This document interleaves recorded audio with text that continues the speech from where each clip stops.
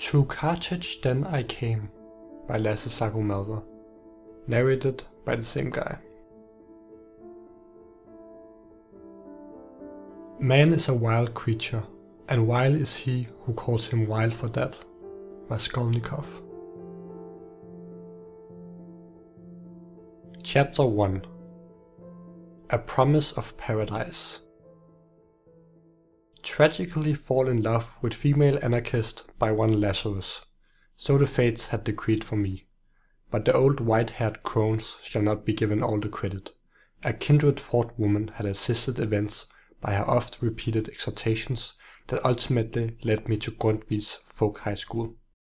It's the perfect time, you simply must go. It will be a once-in-a-lifetime experience. Imagine all the new wonderful people you will meet. You will make friends for life. Oh, I wish I had done it when I was young. And so she spoke, that mom of Lazarus. In Denmark we have a peculiar institution called Folk High School, which I decided to dedicate half a year to when I was 19 years old.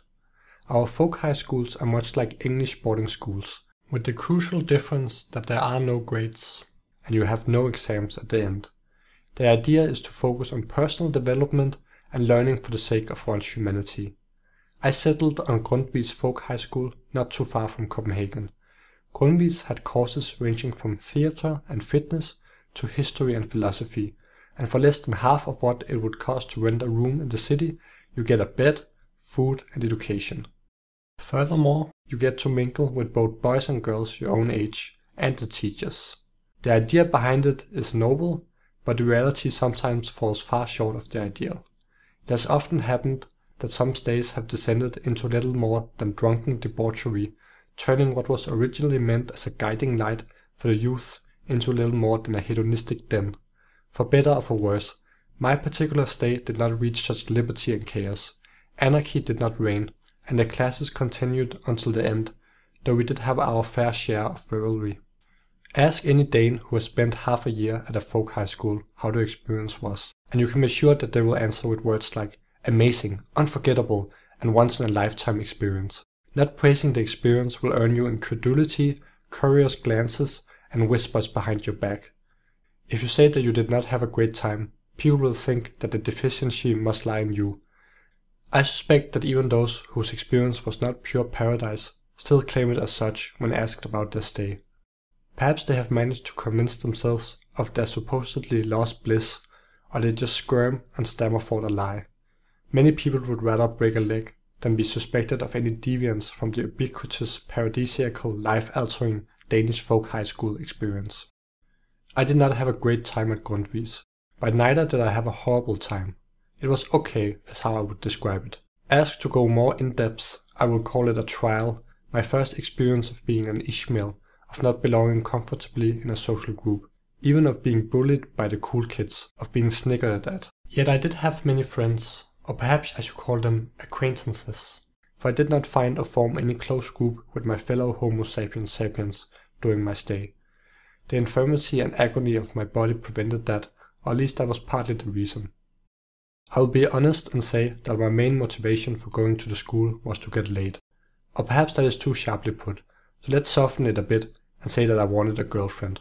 Or perhaps it was my mother's claim that the folk high schools are a paradise on earth, that I must, or that I simply must go there, that made me decide to journey out among mice, men, and wolves my own age.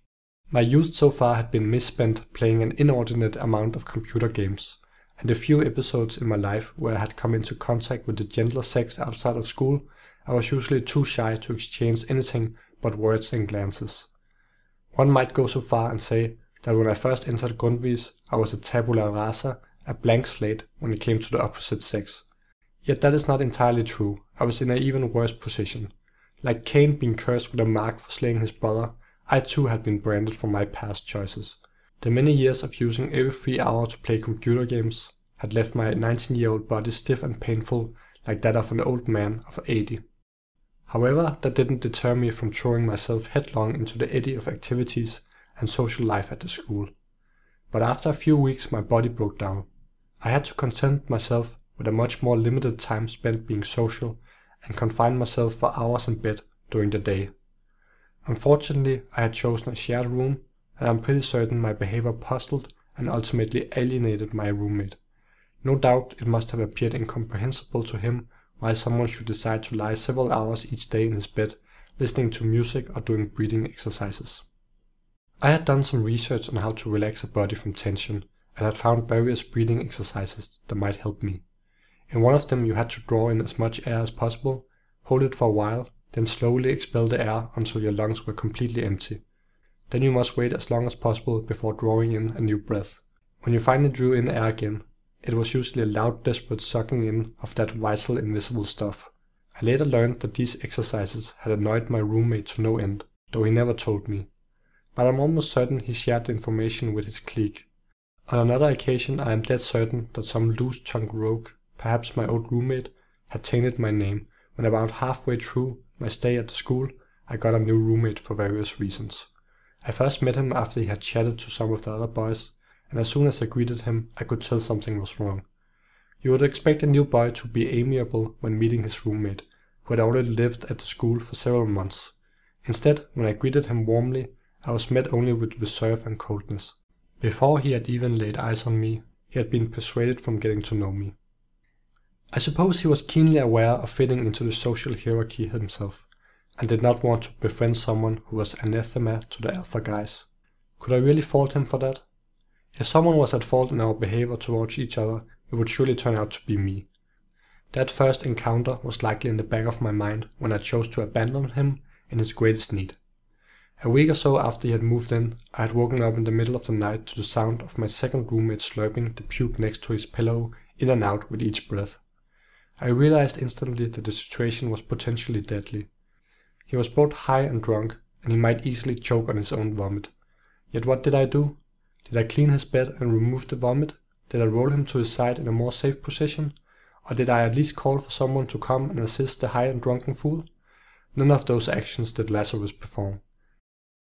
Instead, I simply walked out of the room and went to sleep in the gym hall on the big gymnastic mat. He lived to continue his revelry the next day, so I guess it doesn't really matter now.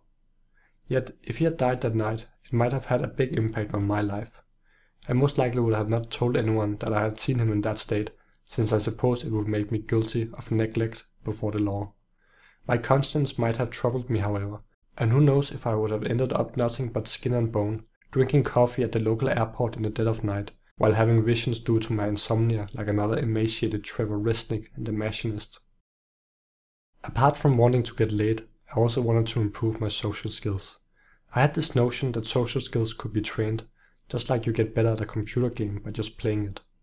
I felt that the time at Grundtvig's would in a way make me more human, that it would improve my character.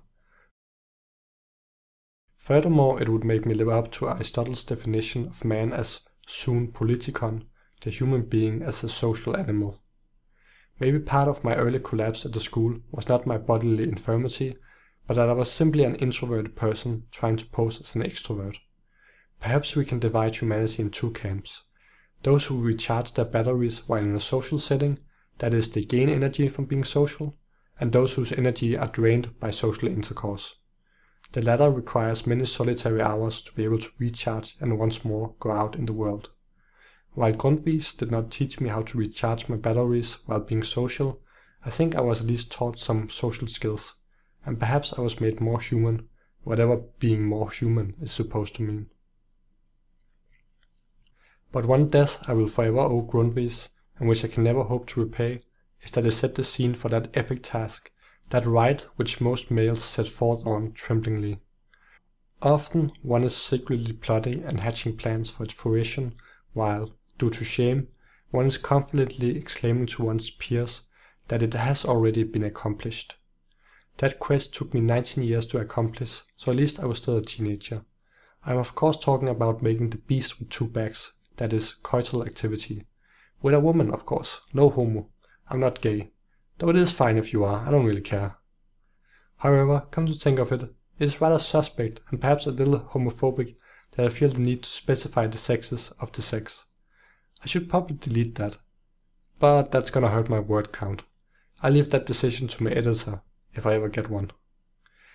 Anyway, enough talk about homos and homophobes, bodily infirmity, and the damned propagation of the species evolution shoves down our throats, or rather makes us shove into each other. Let the spirit, mind, or soul of Lazarus no longer be on its own, but let it be conjoined to the flesh of said person. Setting of the scene, parents' battered and worn dark blue car at the beginning of January. Enter the bodily manifestation of Lazarus. So there I sat in my parents' old discarded car, driving towards the school that would be my home the next half year. The whole land was covered in a thick layer of newly fallen snow. I had had my fair share of car accidents in the treacherous snow, so I was not entirely at ease. Fortunately, the school was only a 45-minute drive from my parents' home, and I managed to arrive without having suffered any of the various injuries that might befall the traveler on the road. Not dying when getting in and out of a car is always a cause of celebration for me. I was greeted cordially by the receptionist, and after a number of necessary formalities had been dispensed with, to ensure that I was indeed the Lazarus who had paid for boarding, I was shown the room that was to be my new shared home. It was a room for 2 persons to sleep in, and nothing more. 2 beds almost filled the whole room, with a single window opposite the door. If you had put in a 3rd bed between the 2 others, there would have been no place to walk. But what care I about a small room? As long as there's room to lie in the bed, what need have I of more space? You who are desirous of large rooms, of mansions to live in, why even the most miserable beggar will still have more space than you. Take a few steps and go outside, and there you will find all the space you could ever desire. That's not true. I live in a sprawling city, you might object. To this I respond, blame industrialism and capitalism, not your innocent narrator. No, what I desire when I retire to my own space is a little cave. Just like a cat will think, if it fits, I sits, and seek out the smallest box, thinking it the perfect castle, so I desire a room where I can jump up and touch the ceiling, and where any wall is a bosom friend, a close companion never far from my caressing touch. At the foot of the bed there was a small cabinet where I deposited the clothes I had with me, and stashed my half-empty traveling bag tightly between the cabinet and the bed. My roommate had not arrived yet, and it was with part eagerness and part trepidation that I looked forward to meeting him. I wondered what kind of man the fates had seen fit to put me in a room with for half a year. Would it be a gentle creature, one who I would instantly feel an affinity with, which would soon blossom into a friendship, together establishing a safe port from which we could sally out on amiable missions to befriend more of the yet unknown fellow creatures who were to temporarily be our whole world? Or would it be a rough, uncouth youth who had not drunk a plenty of the milk of human kindness from his mother's bosom, a person who, when a girl he had bedded the day before told him that she was afraid she might get pregnant, tried to sell her morning after pills at a markup? Alas, the latter sort of person would turn up and sleep so close to me I could almost stretch out my hand and reach him. If I was forced to name a nemesis at the school, this person would be one of 2 likely candidates. Yet there was no enmity between us, not then and certainly not now. We were just different, and his main role was more of an enabler to Hassan, the one person who I most disliked in the whole school, and who, mildly put, had no kind eye towards me either. We can call my first roommate my nemesis, and the other guy my arch-nemesis. As I had just finished unpacking my things and thrown myself on the bed, my new roommate entered the room carrying a heavy sack. He threw it down on the ground between the 2 beds, then spotted me and greeted me amiably enough. I rose and shook his hand. I learned that his name was Marcus, that he was from a middle-sized town in the middle of Sealand, which is the biggest Danish island, and was around the same age as me. In many ways we were much alike. He was also tall, more than 6 feet, the same as me, with the same skinny but muscular frame. Yet he was full of energy and could hardly ever keep still, while I was more laid back, often preferring to rest with a book rather than do random activities. And he had one advantage over me when it came to looks. He was wise enough in the ways of the world to use contact lenses, while I had this foolish notion at the time that appearance didn't matter, and that using glasses a 50-year-old might use to read with was just fine and would not affect how people looked at me in any way. If one were to take a peek in my cabinet, much was also lacking if I wanted to impress my peers and potential mates. No, not just impress, but actually avoid disqualifying myself at the first sight of my unseemly and childish clothes. We are all influenced by the clothes we wear ourselves and the clothes others wear, some to a much lesser extent than others, however, and it is even possible a few rare individuals will not negatively judge a person on his appearance, even if he were to look like a scarecrow who had been dressed by a blind farmer. But I may be exaggerating, and my clothes were not that bad, at least not the first few weeks of my arrival at the school. I had some nice jeans that were very much appropriate and complimented me, though I did not wear them for long before I decided to exclusively wear loose-fitting sweatpants. But I'll explain my reasons behind that idiosyncrasy later. At that point of my life, all my clothes had been bought by my father, and some of them were more than 5 years old. Which might not sound that bad, but I had grown a lot during those 5 years. They didn't fit very well, and often had silly logos or other text sprawled across it that made me look like a walking advertisement. Though perhaps I should not blabber on too long about the importance of clothes, since my views may be flawed, much like the blind faith of a converted sinner, who is all the more fanatical in his newfound asceticism because of his past wild profligacy. I used to not care at all what kind of clothes I wore, and if someone at a party told me to wear a nice shirt, I would just be offended and think them superficial. And why should I care about the opinion of superficial people? But even then, I was myself influenced unconsciously by people's choice of clothes when I formed my opinion of them. After Marcus had unpacked, he threw himself down on the bed. He only lay there for a couple of minutes though, before he sprang up and began to do push-ups in the little space there was between our two beds, counting aloud every push-up. He had a whole program he would do each day, never forgetting to do his strength exercises. Even when he was badly hungover, he would force himself out of bed to do them, but I doubt he got much out of them those days. While he had been working out, I had lain in my bed perusing the little introduction pamphlet I had received upon arrival. When he was done jumping around, he sat on the edge of the bed, breathing heavily with sweat glistening on his forehead. "So what kind of workout do you do, Lazarus?" he asked me. "Oh, I run a couple of times a week, at least in the summer," I replied. "You don't lift at all? Do you even lift, bro? Haha, you know that one, right?" "Yeah, well, I used to do that some years back, but I haven't done it for a while now." "Man, it really annoys me that they don't have a training facility at the school here, and the nearest place is miles away in the city. You only run, that's all? You don't do anything else?" "Well, I spent the last year training a martial art, Wing Chun, but I just quit last week, since I can't really attend it while I'm here at the school," I told him. "Oh, you did? That's pretty cool." He stood up and began to dance from side to side while punching the air. "I have so much energy right now, I really hate to sit still." Marcus aimed a few playful jabs at my leg, just grazing me. "Get up, man, and teach me some moves," he said. I assented to his request, or perhaps his command, and rose. We fought for a while, playfully hitting and dodging each other. It was all completely no homo. I remained calm and relaxed, trying not to get sweaty. We only had less than half an hour or so before we had to assemble in the dining hall, where we would meet all the people we would be chained together with the next half year, so there was no time to shower. Marcus was getting quite excited. When it was his time to dodge my blows, he kept wanting me to go faster, but I kept a leisurely pace. After he realized I would not up the tempo, he became somewhat frustrated. He crouched down a little and then suddenly started to wrestle me. Marcus tried to throw me down on the floor, but I was strong enough to withstand him, though not capable of doing much else. "Dude, stop it! You're going to break my glasses," I told him. He let me go, and I sat down on my bed. After he had paced back and forth a while, he did the same. However, he didn't seem to be able to stand the silence that had ensued, and shortly after having reclined on his bed against the wall, he sprang up and said, "I really hope there are some good-looking girls.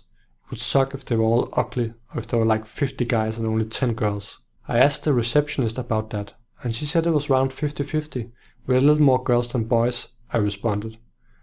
"Excellent," Marcus said. "Let's just hope some of them are good-looking then, and that they put out. Haha." We still had some time to kill, so we just sat and chilled.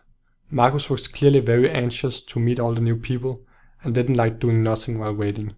He had shifted to the edge of the bed, his right heel moving up and down in an impatient motion. I felt a bit nervous, and I wanted to ask him if he was nervous too, but I doubt he would have admitted it even if he was.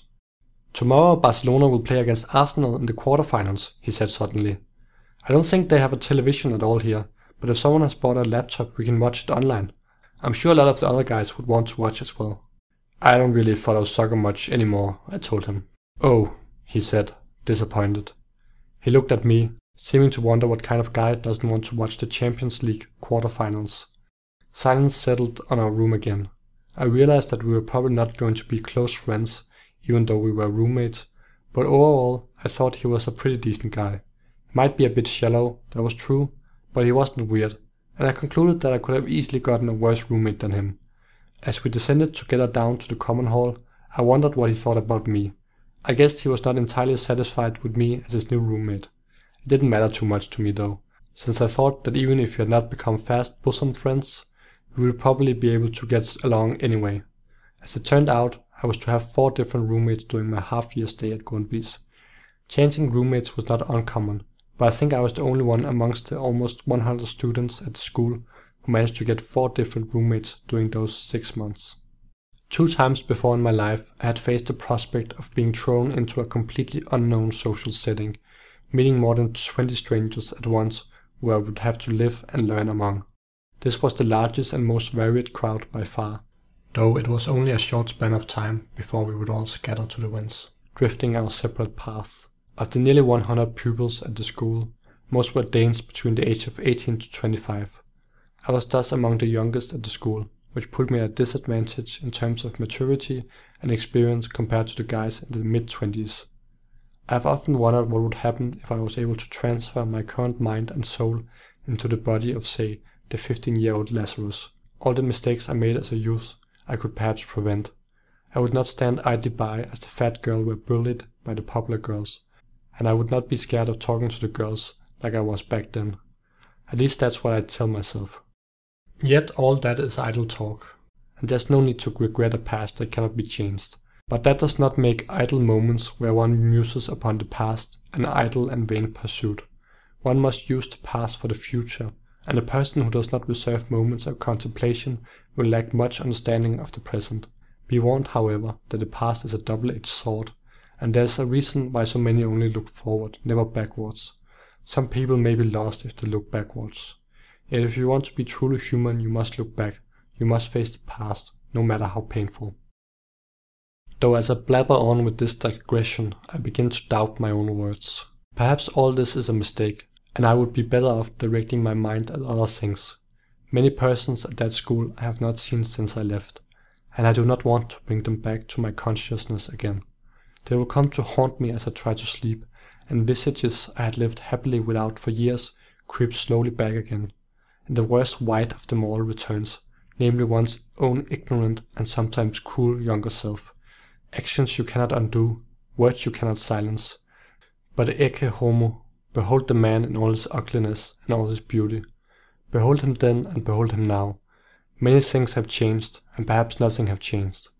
Because I have progressed in my heart, I can sail on the ocean of memory, peering out on the misty waters, perhaps peeking down at the depths from time to time. No matter how ugly and how ignorant that boy was, it is no longer me. He has died, and now a new man stands before you.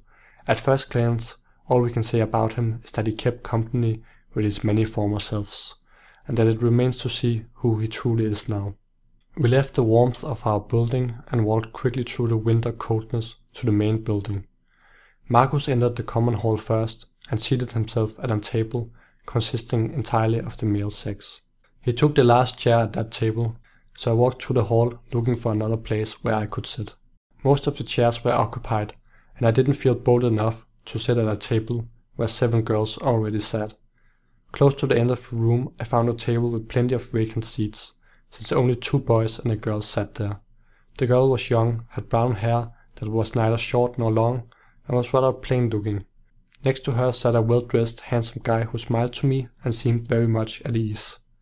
At the opposite side of him, sitting somewhat alone, I saw the tallest boy I had ever seen. I am a very tall guy myself, but he was at least a head taller than me. The 2 others looked at me and smiled when I approached, but the tall boy didn't even glance in my direction when I sat next to him. Since people were still entering the hall, and I saw that many were talking together at the other tables, I introduced myself to my towering new table companion. "Hello, my name is Lazarus," I said, turning so I faced the tall guy. He just quickly glanced at me and nodded, then looked away again. "What's your name?" I finally said, when it seemed he wouldn't offer his name on his own accord. He looked down at the table and muttered something I couldn't make out. Sorry, what?" I asked again, and again he muttered something that I couldn't understand. I looked at the other two across the table, but they didn't seem to know his name either. Finally I said, "I'm really sorry, but could you say your name again?" His face became very red, but he finally managed, with what seemed like great effort, to very quickly and quietly say, "Eric," all the while looking down at the table. "Oh, hello Eric, it's good to meet you," and saying so I offered him my hand. He accepted it and said something that I surmised was along the lines of, "Good to meet you too." He was obviously not comfortable talking at the moment, so I decided that it would be cool to make him talk more. I therefore introduced myself to the two other people across the table. They both had no problems talking, and we quickly learned each other's names, ages, and where we were from in the country. The well-dressed guy's name was Danny, and based on his voice and manner of gesticulation, I surmised that he might be gay, but I dared not be so rude as to ask him directly. He was nice and amiable, and we got along very well. This was the first time in my life where I had actually met and talked with someone who seemed to be openly gay, so it was a rather curious new experience for me. He would become the girls' favorite friend, perhaps the favorite of the whole school, liked by almost all. A few of the alpha guys, however, looked at him somewhat askance, not being completely comfortable with his rejection of the female form. After I had greeted Danny and exchanged a few words with him, the homely girl put out her right hand over the table towards me, saying, "Hello, Lazarus, my name is Annie." "A pleasure to meet you, Annie," I said gallantly, wanting to befriend both the comely and the homely girls at the school. "Nice to meet you as well," she said, smiling. "What hallway do you live in?" "I think it's called Equality, if I remember correctly." "Oh, me too," she said, beaming. "Oh, cool," I replied, though not as enthusiastic as her. "So have you seen your roommate yet?" I asked politely. "No, unfortunately, she hasn't arrived yet. What about you?" she said. "Yeah, we met in our room. It's Marcus over there, the loud guy in the grey shirt," I said, pointing at Marcus, who was talking animatedly and gesticulating among the group of guys at the other end of the room. He seemed to be about to jump out of his chair at any moment. "He seems nice enough, I guess," she said. I muttered something in the affirmative and did not offer to continue the conversation. Annie seemed to take quite a liking to me, but since I did not find her especially attractive, I was a bit uneasy at the fact that she was beaming at me so much. She asked me some other questions, which I answered politely, but I didn't ask her any more questions. After a short while our table was filled, and a hush fell on the whole room. The rector had risen, and while he talked and introduced us to the school, I scanned the room as best as I could. I was surprised by 3 facts about the group of almost 100 strangers. The first was that though most were Danes, a large portion were foreigners. There were people from the Faroe Islands, Iceland, Poland, America, Romania, Italy and Russia. The 5 girls that were from Poland made the mistake of keeping among themselves the first few times we all met, and were thus never really integrated as part of the school. If only they had spread out that first day, they would surely have made many more friends. I did not have much sympathy when, months later, I heard them grumble about how it was hard to get to know the Danes. All the rest of us knew no one that first day, and were lonely and vulnerable, yet soon made new friends. They chose to huddle together and stay safe and warm, so not many learned their names, and they were mostly just known as the Poles. Another surprise was that while the majority of us were completely newcomers to the place, 15 or so had already lived at the school for several months. They all lived in the same hall, and were a very close-knit group that already seemed content with those they knew. They were part of the mainstream social group of the school, but also formed their own little group, which was nigh impenetrable.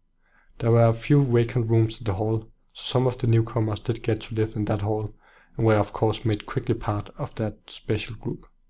Lastly, I learned that a few special needs students were also enrolled at Grundtvigs, with the state paying most if not all of their tuition.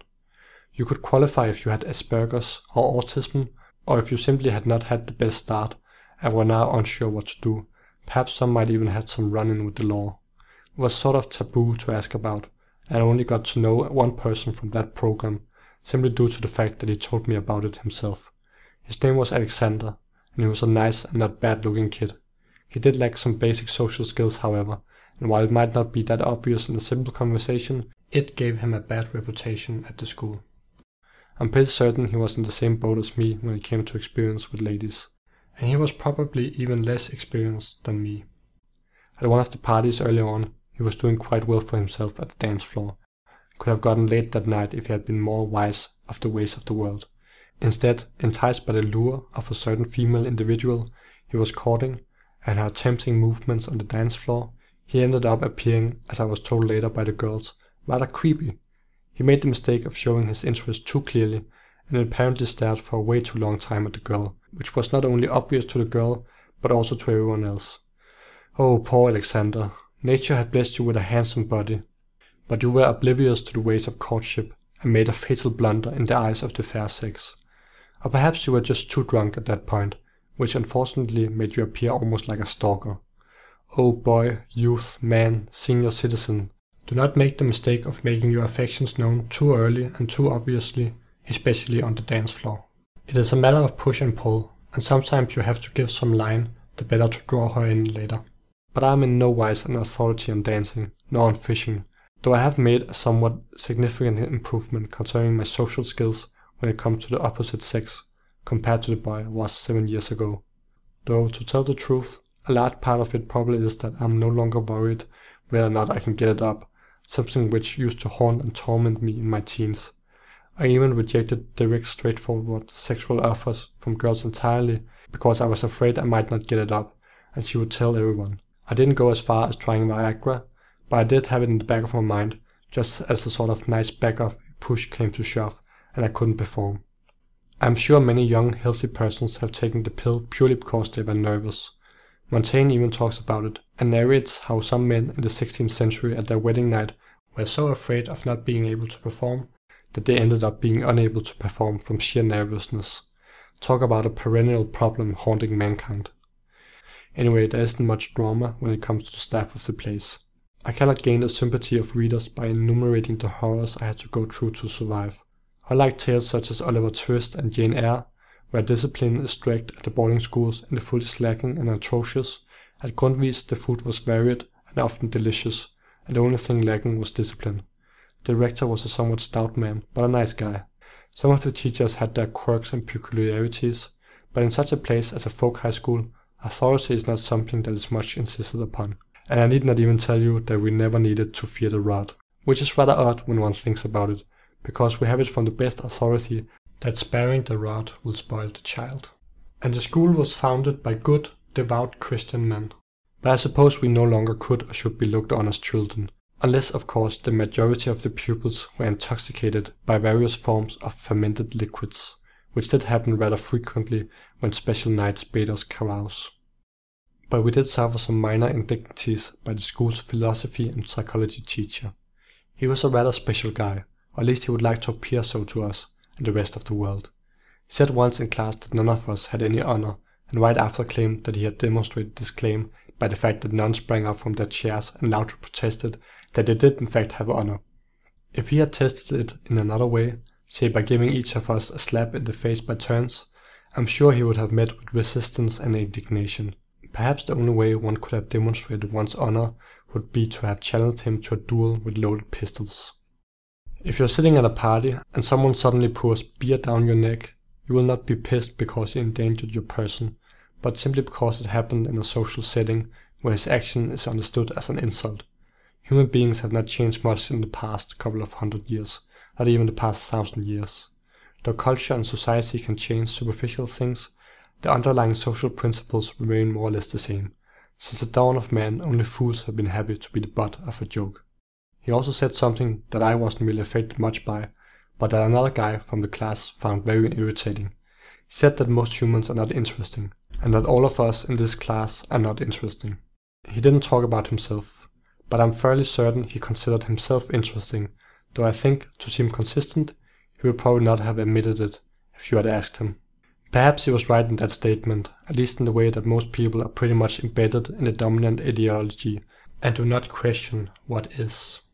The protagonist in the Lego Movie is an exaggerated example of such a person at the beginning of the movie. Taking everything at face value, he is dull and insipid to such an extreme that nobody wants to even be his friend. Certain people online who feel alienated by the dominant culture call such people normies.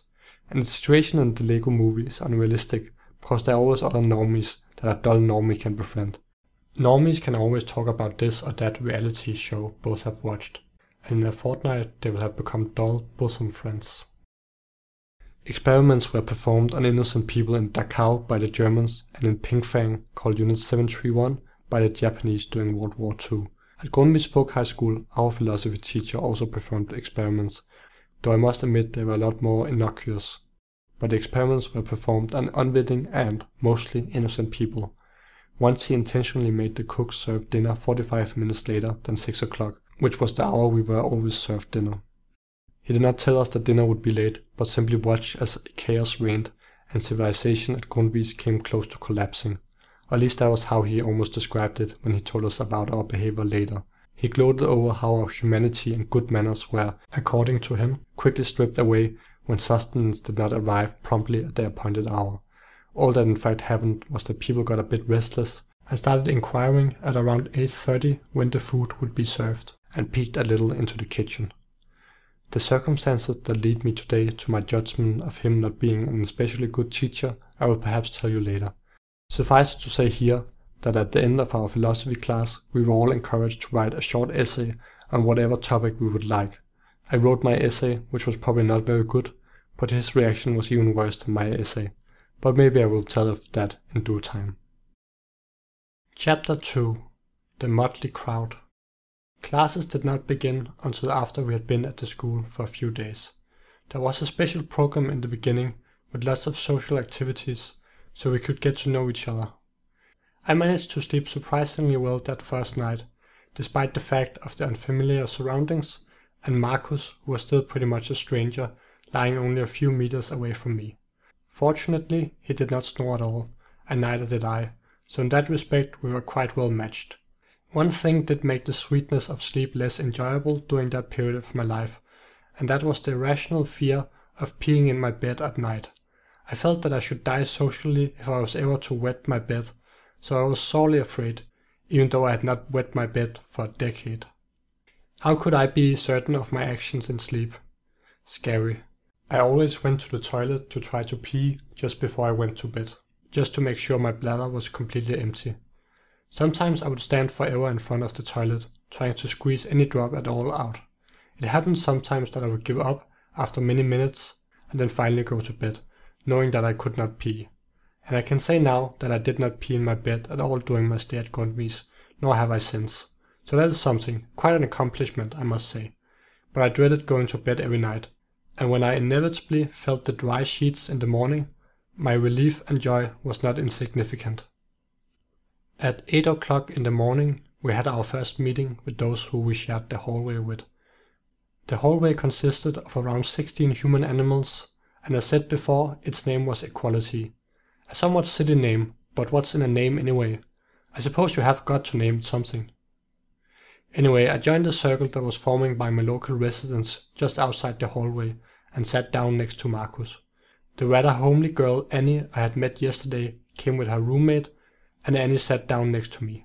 I turned and looked at her, and she beamed at me, seeming very pleased to have sat down next to me. "Good morning," she said. "Have you slept well, Lazarus?" Fine, I muttered, somewhat sleepily. It made me nervous and rather uncomfortable that she had taken a fancy to me, since I did not feel at all attracted to her. After a somewhat awkward pause, I realized that I was being rather rude and asked, "What about you?" Annie began to talk of all kinds of things, and also introduced her roommate, who was short and fat. But as my friend once said, who did not often bless me with his wisdom, you have to talk to all the girls, not just the pretty ones. So I did my best. Marcus could not fail to notice that Annie appeared to be interested in me. He found this amusing, especially when he found out that I did not wish to get more closely acquainted, but tried to hold her at arm's length. The circle still lacked some members who were late, and Marcus started to get very impatient, moving his legs in quick jerky motions. He wanted to start, but the teachers who was assigned to our hallway and who led the meeting said she would go get them. And what a prize she returned with. Oh, how can I describe the ecstasy, the joy I was transported in upon seeing what radiant female creature walked into our circle.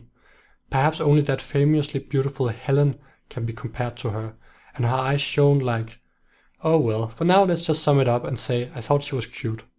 And objectively, she was also rather handsome, with a ring in her nose, which I find in no way detracts from a woman's beauty, but rather makes her more charming and appear a little rebellious. Strange how wearing a piece of metal in one's nose can make one more attractive. I later learned her name, which was not Helen, but let's just call her that. I am a cursed man. Girls that I have been interested in are not interested in me. Girls that are interested in me, I am not interested in. Perhaps I have aimed too high, overestimating my own attractiveness, and then hopelessly trying to attain a girl that was above my station. Or else I have clumsily shown my affections, and thus made the girls bored with me. I know at least that often a girl has been interested in me, and made it very plain, and by that mere fact I may have disqualified her. I will not talk of the human heart, for I do not know or understand it, and least of all my own. Let this be enough for now, and perhaps later we will seek to engage the conundrum or puzzle from another angle of attack. So Helen was the girl I set my sights on, and that was a disaster, though one of my actions with regards to Helen made Marcus very impressed with my balls, so that was at least something. But let it be enough for me to merely state that from that day she was the girl I liked best, and who I tried to win. And what sharp pains I suffered when my Helen willingly spread her legs and received that blood-filled member of the great Don Juan of Grundtvigs, who was a really nice guy, but who fucked like I don't know how many, like 12 girls or so during the stay. His name was Martin, and besides being a gentleman, he was the nicest straight guy at the school. If I was a girl, I would probably, that is very likely, have fucked him, no homo. All the guys liked him, and all the girls wanted him under their blankets. It was only a month or so into our stay that he was with her, and even after that I still tried to woo her. Besides having a ring in her nose, she had long black hair, a somewhat sharp nose, but a radiant personality, and she laughed a lot. When I like a girl, I usually zoom in on her, and ignore all other girls in my vicinity. And so it was with Helen, who I probably liked the better because of the fact that she didn't seem interested in me. So I guess we are all here now, said the teacher who was in charge of our hall. Let's all introduce ourselves. My name is Anna, and I'm the school's drama teacher. Whoever I throw this ball to will introduce him or herself. And so we got acquainted with each other. When I caught the ball, I stated my name, age, and where I was from, and then threw the ball over to Helen, who had not yet introduced herself. Was this a blunder? Was I being too obvious? With that throw of the ball, I declared my interest in her, something she surely could not fail to notice. But perhaps I should have been more subtle. I could have thrown the ball to the person next to her, and then looked straight at Helen and smiled. That would be more ambiguous, and could have had the effect of making me mysterious in her eyes. I myself was not interested in many objectively suitable girls who showed interest in me in the first few weeks, simply because the display of affection was too obvious. Eric, the extremely tall and shy guy, also lived in my hall, and in the circle he was seated next to another significant person who turned out to be my true nemesis at the school, or at least he wasn't very nice to me. His name was Hassan, which Wikipedia tells me means handsome, good, and benefactor. How one word can cover all these meanings I do not know. Handsome fits somewhat well, he wasn't bad looking at all, but he was definitely not good or a benefactor. The reverse fitted him more, at least in our relationship towards each other. He had Middle Eastern roots, but had either been born in Denmark or moved here when very young, because he mastered the language perfectly. He was the model of the well-integrated foreigner, and the only thing that distinguished him was his somewhat darker skin color. He used to joke a lot about being stopped at airports, and when we went on a trip at the end of the 6 months, sure enough he was the only one stopped at security for a special check. We actually started out being very friendly towards each other, and I really liked him in the first few weeks. If we had met outside the social structure of the school, I'm sure we would still be friends today. Alas, he noticed that 2 of the members of the triumvirate did not look kindly towards me, and the third was mostly indifferent or busy with other things. So what happened was that Hassan sought to elevate his own social status by denigrating me in front of the triumvirate. It is hardly necessary to reiterate that I did not develop any affection for Hassan. but I do try to recall these events without any malice or ill will towards anyone. I'm trying hard to think of anyone in my life who I have any spite towards. I do not think there is anyone. There are some potential candidates, but no one I wish to denounce. I have been an asshole myself several times, perhaps because I had not developed my humanity and empathy very far at that point in my life. Perhaps it's just impossible to have meaningful human relationships without hurting someone. Hassan and Eric had become roommates through the random distribution of all the pupils who had chosen a shared room, which was the cheapest option. Hassan was not happy with this and seemed to have mostly contempt and indifference towards Eric. Both of them had not received the ball yet, and both seemed to grow more nervous and restless. Eric looked decidedly pallid with fright, and whereas Hassan managed to say the few lines of introduction without any mishap, when it came to Eric, things went rather badly. I had been observing Eric, who ended up being the last who received the ball. All blood seemed to have been drained from his face, and he tried to somehow bend his body down to become as small as possible. This was a rather futile task, since even sitting and bending his neck, he still towered over his neighbors. He managed to catch the ball, which was a better start than some others who had clumsily dropped it. Annie had dropped the ball when some girl threw it to her, and it had made her blush more than what the situation warranted. But after that initial display of basic motor skills, everything went downhill for Eric. He began stammering and talking with great difficulty, speaking so quietly that I had to strain hard to catch what he was saying. My name is Eric. But then he seemed to regain some composure and managed to say without stammering, though still very quietly, I am 21 years. And here he was interrupted by Marcus, who could not hear what Eric was saying and was very bothered by that. While Eric had been speaking very slowly, I had noticed that Marcus had begun to fidget a lot. Speak up, for fuck's sake, man. I can't hear what you're saying, Marcus said quickly in a loud and irritated manner. Keep quiet and let him speak, so we can hear him, responded Annie indignantly. The rest of us can hear him just fine. Marcus scowled at Annie and started to fling some words back at her, when the teacher interrupted him and told Marcus to be quiet so we could hear Eric. Eric glanced up at the group and tried to say something more, but if he had been merely quiet before, now he was virtually silent, and it was impossible to hear anything but a faint murmuring of unintelligible noise. Eric's roommate Hassan started to snicker and shrugged his shoulders while smiling at Marcus, seeming to indicate with his expression, look at the roommate I got. What a lucky guy I am, eh? If he doesn't want to introduce himself, Marcus said, after another moment where everyone waited for Eric to make himself intelligible. Or can't do it, can we just skip him? I'm hungry and breakfast should be ready by now. Stop being mean and just give him a minute. He did fine before I interrupted him. Annie responded. I merely remained as a passive onlooker, not knowing how to intervene and not wanting to pick any side. Everyone fell silent and all looked at Eric, who still seemed to attempt to pronounce something. This was probably not a very good thing, since Eric thus became the center of attention and the situation must have become intolerable to him. Suddenly, without warning, Eric started shouting, I am 21 years old and I am from Copenhagen. He stopped as quickly as he had started. Hassan had recoiled away from him in shock and surprise, and the rest of us now sat dumb and mute, not knowing what to say. Eric just sat silent, looking straight ahead. For a long time after this, I only heard him say yes or no in a group setting. Now that we are finally introduced, can we go down and eat breakfast? All the others probably already started, Marcus said, appealing to both the group and the teacher. And that was how we were introduced to our hallway. At least I had managed to say my facts without any slip-ups. On the way down to the dining room, Marcus complained about the fact that we had to sit in a group on the floor like a bunch of hippies.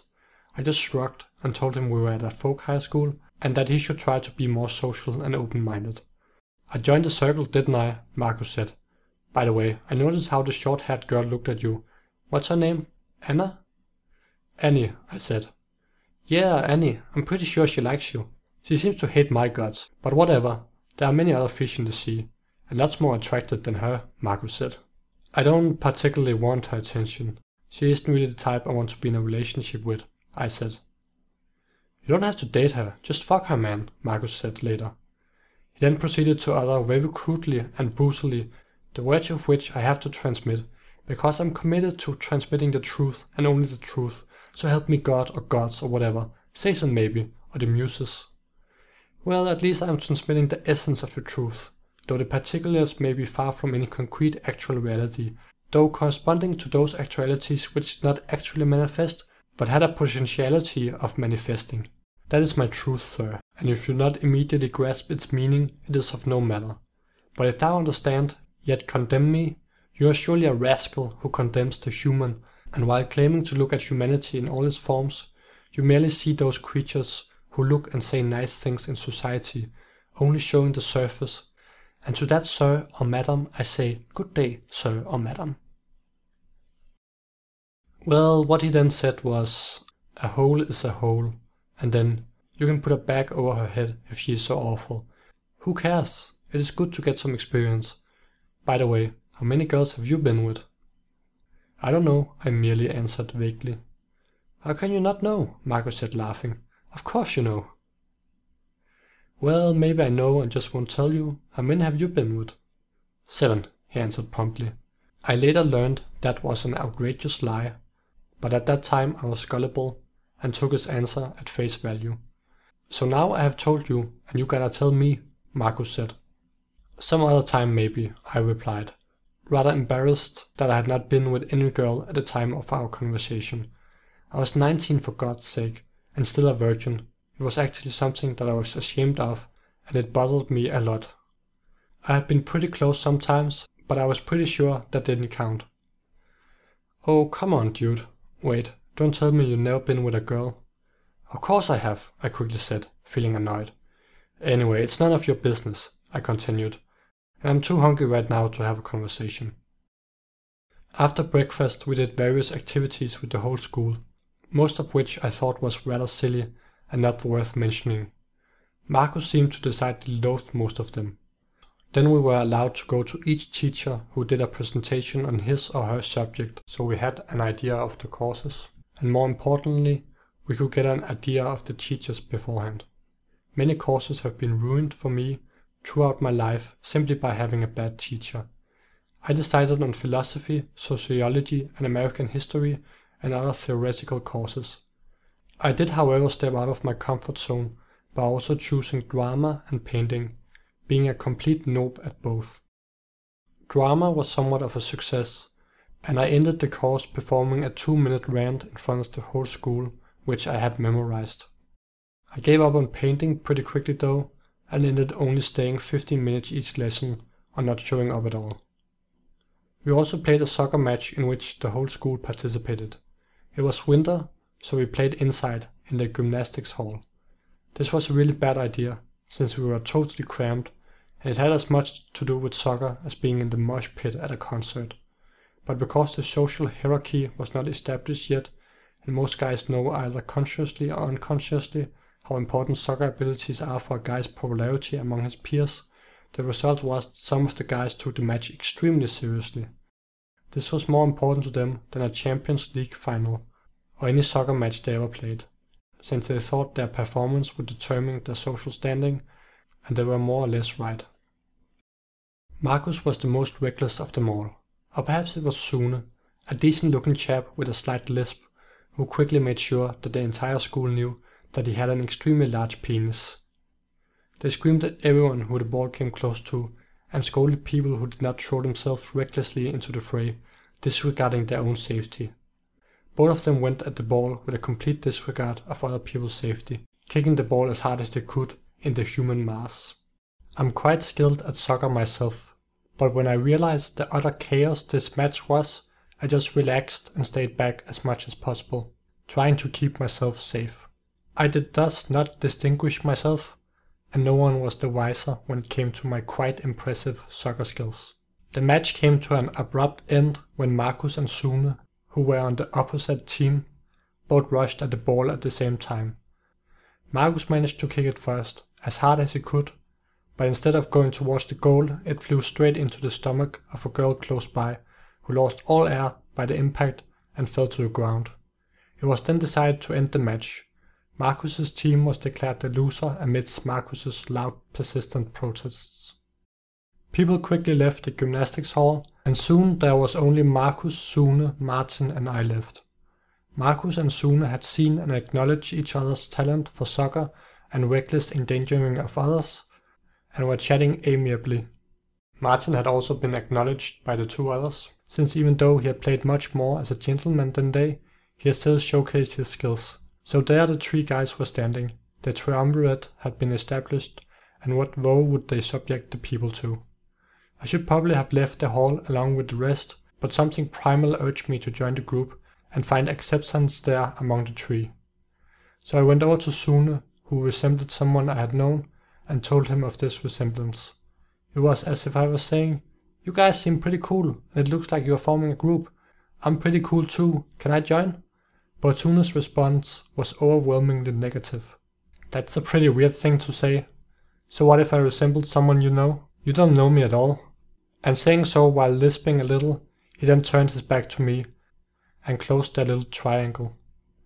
Marcus did not try to include me in the group, even though I was his roommate. I rather suspect that his estimation of me was lowered considerably after this exchange with Sune. I realized I was not welcome in the group, so I left the three to socialize among themselves and walked away. I went into the main hall to get a glass of water to quench my rejection. Two girls and a guy with long curly hair were sitting at a table nearby. They were just chilling with some water and buttered bread, and the guy looked at me and smiled. So I approached them with my glass of water in hand and sat down boldly among them, encouraged by their friendly faces. "They did the same thing," one of the girls was saying, "when we started, and it was just as much chaos then. I told the principal that we shouldn't play soccer unless it is decent weather outside, and we should make much smaller groups and then play. Not play 40 people against 40 people. This was bound to happen. I really hope she will be alright." Then she noticed me and said, "Hello, welcome to the school. Don't worry, it's usually not this barbaric, unless perhaps there's booze involved." She then introduced herself and the two others she was sitting with. "We all live in the old hall, or monastery hall as it's called," she added. "So you are among the ones who have lived here for a long time?" I asked them. "Oh, and my name is Lazarus, by the way." "Yeah, we have been here for a little over 3 months, the boy said. "A lot of people just moved out a week before you new guys came. It's been really quiet in between them moving out and you new guys moving in, but it's nice that there's more life now at the school." I began to more or less ignore the hierarchy that was developing among the boys and mainly started to befriend the girls. I also became friends with some of the boys, and we talked together often, but I did not form a group or clique as so many others did. I mainly talked to those who did not belong to any group, but didn't really want to join one either. I changed tactics after having been spurned by those three guys who had formed the triumvirate. If I had been welcome, I would probably have drifted away from them soon anyways. So I decided that unless I created and were the leader, or so to say, of a group, I did not want to belong to one.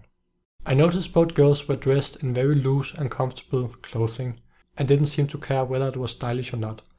For them, the whole school was home, and you didn't have to bother with how you were dressed. I was wearing reasonably stylish dark jeans myself, which looked rather nice, but was not as comfortable as their loose clothing. When my body started to ache all over a couple of weeks into my stay, I decided that my constricting clothes were to blame for my muscular problems. If I could have walked around naked, I would have done so, to make sure nothing limited my freedom of movement or my blood flow. I chose the next best thing, and decided to acquire some nice sweatpants, only caring for comfort, and not if it made me look like a hobo. Hassan was still nice to me at that time, and since he knew the city, he offered to show me a store where I could buy sweatpants. So with his support and blessing, he watched as I bought both a grey and a dark pair of sweatpants. I will grant that he didn't expect me to wear them exclusively, every day and even at parties. Yet it is still ironic that he was at the forefront on the impending offensive campaign named "Make Lazarus Stop Wearing Sweatpants." Both Hassan and Marcus were against my use of sweatpants. Yet though they both were the vanguard of the offensive against my sweatpants, and they said pretty much the same, their criticism was still fundamentally different. It sprang from different fountains, and the context and motivation for each person's nagging of my clothes were worlds apart. Marcus took it as a personal affront, and it annoyed him a lot when he saw me with sweatpants on.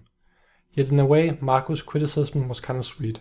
He told me to put jeans on several times, often in a harsh and angry voice, but his criticism was always intended only to be heard by me, and he didn't care about the social context he said it in. Mostly he said it when only I could hear it. It is possible for me to believe that at bottom he wanted what was best for me, though I cannot be sure that was the case. He seemed to actually want to give me good, helpful advice for my own benefit, and it undoubtedly would have improved both my social status and the chances with the ladies. Even when he got angry at me at a party, I still felt that there was benevolence behind his hard, annoyed surface. He scolded me like a kind father who wants his child to stop doing some silly thing such as eating worms. But at that point in my life I didn't agree with him, and only smiled and shrugged every time he lectured me on pants. Hassan's criticism of my pants was of a different nature. He would only comment on them in a social context where other people also could hear. He would usually comment on them in an indirect fashion, alluding to my lack of fashion, and this would usually be followed by a snicker, and then he would look around at the other guys. In short, his reason for picking on me was so that he could raise his own social status by lowering mine. I ignored Hassan like I ignored Marcus's comments, but Hassan's stupid and childish remarks actually irritated and annoyed me.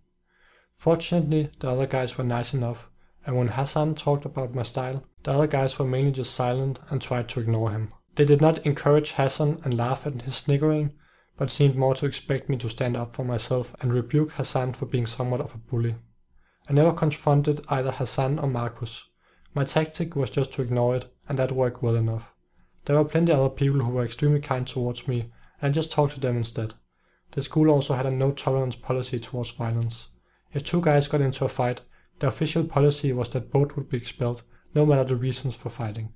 So even if Hassan had bullied me every day, which he didn't, and called me names and made my life a hell, if I had one day got enough and lashed out at him, I would certainly have been thrown out of the school. And if Hassan had not hit back, it is very likely that he would have been allowed to stay. Words can be as bad as sticks and stones, but the mean words were pretty much only from Hassan, at least when it came to my sweatpants.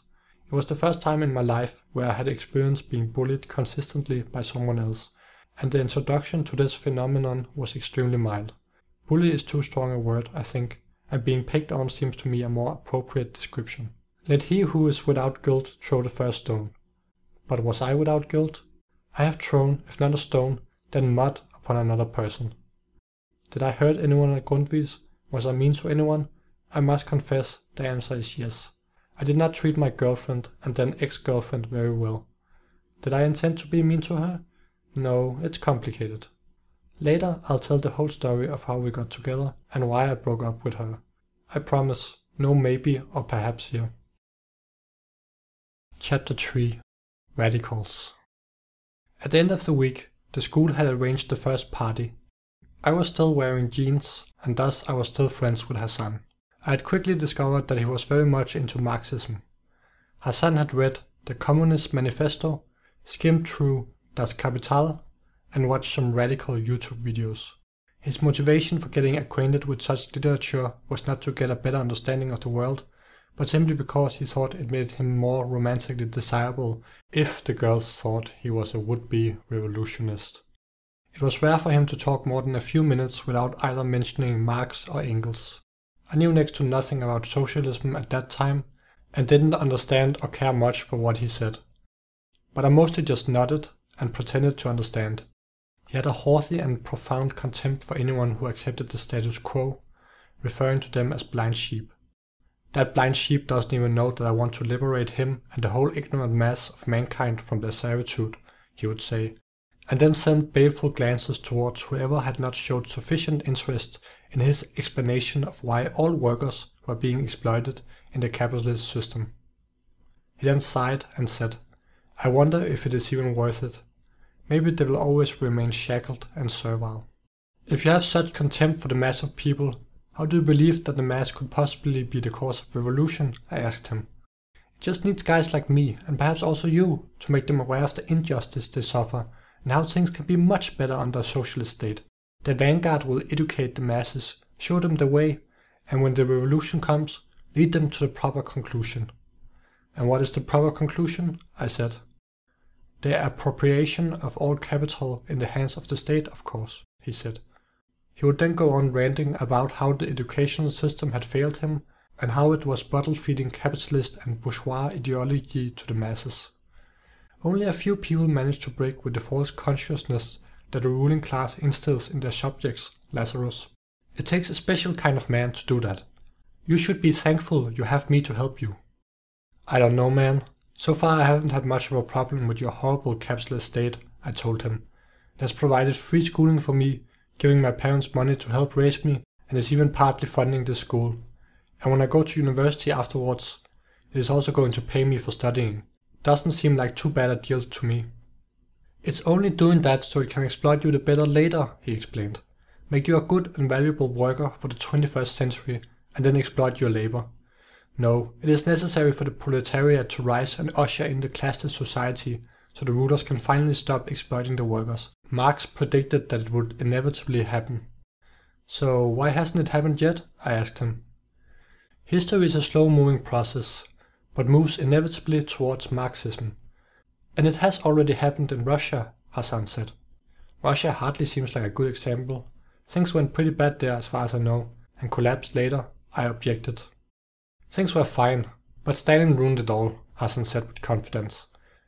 If he hadn't sabotaged the revolution and party and made it a dictatorship, things would have turned out exactly as Marx predicted. He continued lecturing for a while, but I was busy checking out all the girls who were finally streaming into the party. Helen had just walked in, and I smiled and waved to her when she looked at us. She raised her hand in reply, but neglected to sit down at our table. As you might know, Marx demonstrated. Engels seems to me not to be as profound as him in his analysis of society versus, and so Hassan continued.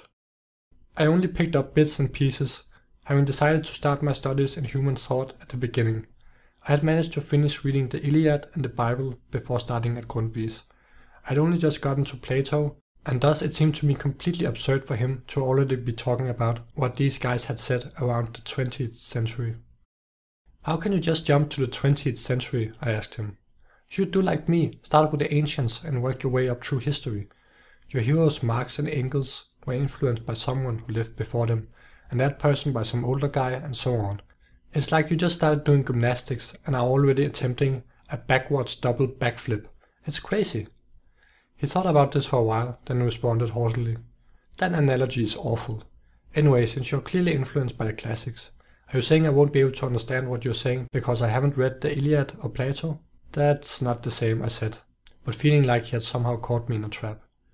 It is, he responded quickly. And you could benefit a lot from a dose of Marx, instead of your texts that are thousands of years old. Humanity has changed, progress has occurred, and you are still living in the Stone Age. I'm getting tired of your revolution. Can we talk about something else? I said. Like what? Hassan asked. Like girls, I responded. Do you have your eyes set on any special girl tonight? Hassan blushed slightly at my question and muttered something about the dictatorship of the proletariat. Why won't you tell me? There's a girl, isn't there? I said, laughing. Even if there is, I won't tell you. You might just mess it up for me, and besides, I'm not the only one who likes her, Hassan said. You tell me who you like. I might, I said, if you promise not to tell anyone. Okay, I promise, he said with a smile. You can tell me about the girl you got your eyes set on when I get back. Where are you going? I asked him. I'm going to go back to our hallway and use the toilet there. It should be completely empty, and I will have plenty of privacy to do... you know what, Hassan said. Ah, yeah, I get you. I'm the same. I like to go down the toilets in the basements when I do you know what. It's nice to have some privacy. But do you really need to do it now? I haven't done it today, and I feel the need, Hassan said. I usually don't do it the day before a party. You never know if you're going to hook up with some girl, and then I don't want to have depleted myself beforehand, I said. What does that have to do with anything? I would want to be depleted, so I don't have to go to the toilet while I'm trying to get with a girl, Hassan said, and looked at me wonderingly. Wait, what are you talking about? What are you talking about? I asked. Why would you go to a remote toilet if you aren't masturbating? I said. You go down to the toilet in the basement to masturbate? He asked, and suddenly seemed to find this whole exchange terribly amusing. I find a remote toilet when I have to do number 2, he added. Are you kidding me? Why would you do that? But Hassan was no longer listening to me, and was trying to get the attention of some guys who were drinking next to us. Hey guys, have you heard what Lazarus does? He said to them, without asking me if I was okay with him sharing our private conversation. Hassan then proceeded to explain the whole situation, which he expected the others would find very funny and embarrassing for me. And I go there to shit, and he goes there to masturbate, Hassan concluded. But the others didn't care much for my masturbation habits, and seemed more confused that Hassan was telling the story than amused at our little misunderstanding. So what if he masturbates? We all masturbate. Someone who was already pretty drunk almost shouted. I masturbated twice today, and I might just do it once more before I go to bed. He was so loud that a group of girls who were on the other side of the room started to look up at us. Some of them giggled. I also suspect the guys Hassan tried to impress with his discovery found it more weird that he went to a remote toilet to shit than that I sought the same location to masturbate. But perhaps they were too polite to tell him that, and they soon returned to their interrupted conversation. Hassan was disappointed that he failed to win some points at the expense of me, and went off annoyed to some faraway toilet where he could defecate in peace. When Hassan came back, he sat down next to me again. I looked at him with an insolent smile on my face, and almost asked him if he had a good time pooping. He ignored my smile, however, and quickly resumed explaining to me why Karl Marx was the most important intellectual ever to have lived. Becoming quickly completely immersed in his monologue, he seemed to forget the other people in the room and started talking in a loud and agitated manner. Several people glanced at our table, but quickly seemed to lose interest again. I noticed, however, that Helen was looking curiously over at us, and after a while she rose up and took a seat next to me. She looked at Hassan and said, "So you are a Marxist?" Hassan became defensive and said sullenly, fidgeting with his hands, "So what if I'm a Marxist? Yeah, I'm a Marxist, and I'm proud of it. I think we could learn a lot from both Marx and Lenin, and that it's a big problem that the capitalist press and education system repress their thoughts. So you can go ahead and call me a red idiot or whatever, but history will absolve me and make you capitalist defenders and apologists ashamed of yourselves." And saying so, he slammed his fist dramatically against the table, which action, rather than producing the impressive effect that he hoped for, was just weird and made Helen laugh. "Easy there, comrade," she said. "I'm on your side. I'm sure we agree on a lot of things, and we shouldn't focus too much on minor differences." And so Helen explained that she too sought to dismantle capitalism, the sooner the better. When Hassan heard this, he got very excited, and started to call her comrade too. For an hour or so they were thick as thieves, like two underground revolutionaries who are united by their struggle against the state. All I could do was to listen and try to understand as best as I could. I asked questions sometimes, just to still feel that I was part of the conversation, and to remind them of my existence. I felt extremely jealous towards Hassan, and wanted to bash his brains against the wall for stealing Helen from me. But I restrained myself and merely spent most of that hour smiling on the outside while boiling inside. The harmony was not to last, however. They were both socialists, but whereas Hassan was a firm Marxist, we quickly found out Helen was an anarchist.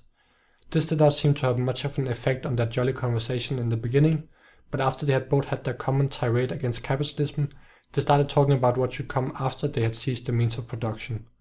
"Imagine how wonderful the state could be if it were just ruled by the best socialists," Hassan said. "Everyone could be ensured a job, and production would be so much more rational. No more need for marketing agents and public relations persons, lawyers that serve the rich, and all those other bloodsuckers we have today." Helen was not pleased. She explained that she wanted to abolish the state, and that all hierarchical systems of power are inherently corrupting and cannot be justified. This they had a long, complex discussion about, which started to rather bore me since it got so detailed. At some point, however, Hassan, almost choking with rage, stood up in his chair and started shouting, "What about the Paris Commune? They got slaughtered because there wasn't a strong central leadership. Remember the Paris Commune!" Helen was also somewhat agitated, but kept calmer than Hassan. She explained to him that it was extremely crucial that a new Stalin was not set up after the revolution. "The state is like a tumor," Helen explained. "You don't have to, and should not, replace it with something else. If you keep the state, you will not create a classless society, but just create a new ruling class. In the Soviet Union, it was the bureaucrats, led by Stalin. That is how a revolution can go wrong if its participants still believe in hierarchical structures of power, instead of horizontal democracy." Hassan had calmed down a bit after his small fit, which had turned quite a few heads. He said, controlling his voice, Of course, I do not endorse Stalin, but you can't use him as an example to discredit the Bolshevik party in the Russian Revolution. Stalin hijacked the party and set himself up as a dictator. If there had been no Stalin, things would have turned out much better. Oh, if only Lenin did not die so shortly after the revolution. Lenin was almost as bad as Stalin, Helen replied. There is a direct line from Lenin's conduct and policy to how Stalin managed the party. Lenin was just as big a power-hungry dictator as Stalin. Both wanted to rule other people with an iron will, tolerating no dissent. You know, the whole concept of a vanguard party of revolutionaries who are ahead of the people and know what is required for the country and the masses is deeply disturbing. I don't want to set up any leaders. But how can you avoid having leaders? Hassan exclaimed. At least with my way of doing things, it is clear who the leaders are. Your anarchy will also have leaders, but they will be in the shadows and will thus be even more tyrannical and unaccountable. They will only be leaders as long as they have the trust of the masses, she said. As soon as they lose that, they will not be able to have much of a say anymore, and any delegates will be instantly recallable, and will not be able to make any decisions without the approval of those that sent them to negotiate with others. What you are talking about is never going to work. Anarchy is chaos, Hassan said confidently. Anarchy is order, she replied. You are so naive. You don't understand human nature. Just look at the Paris Commune. And so he started talking about the Paris Commune again. Hassan didn't start shouting once more, but he was visibly angry and annoyed with Helen.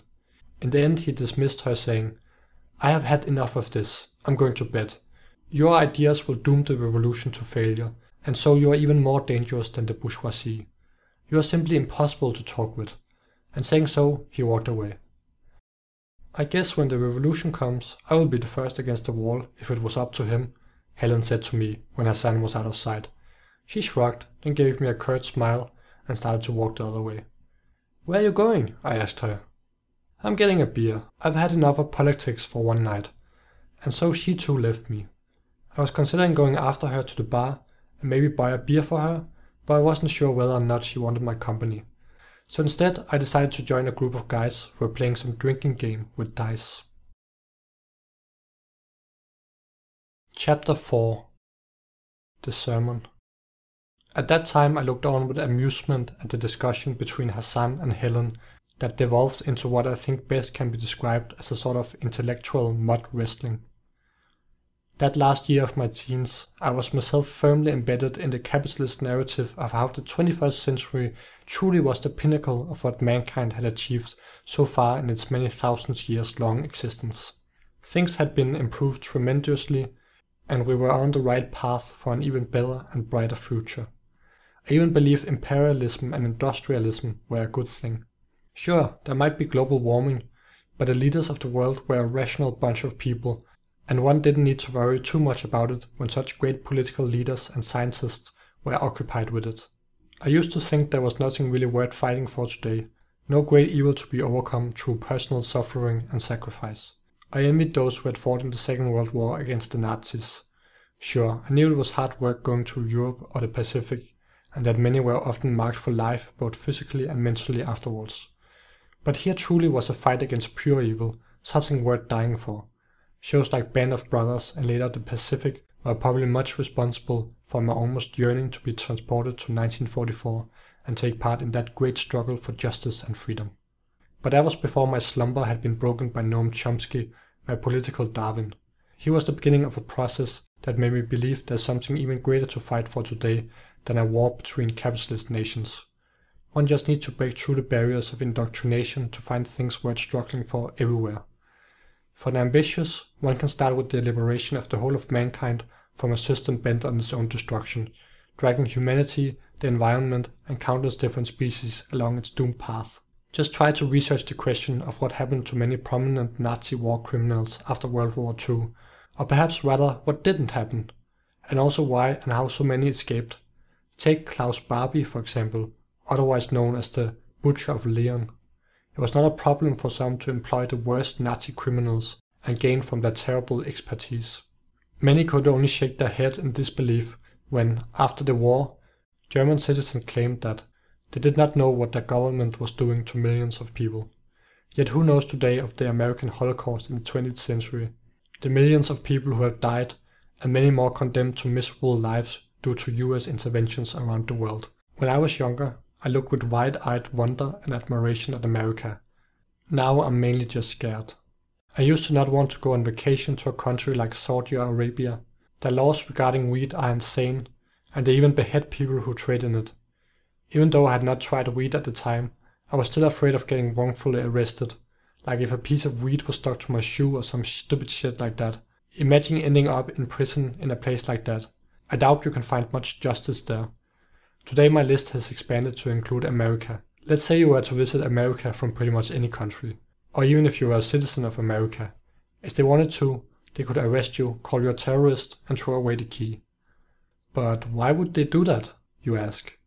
They most likely won't, as long as you are white and think everything is fine, just fine, except maybe taxes should be lower. But their history of framing and dealing with dissidents that threaten their hierarchical, oppressive, and unjust system is scary. Leak a document that shows that their soldiers have killed innocent civilians and journalists?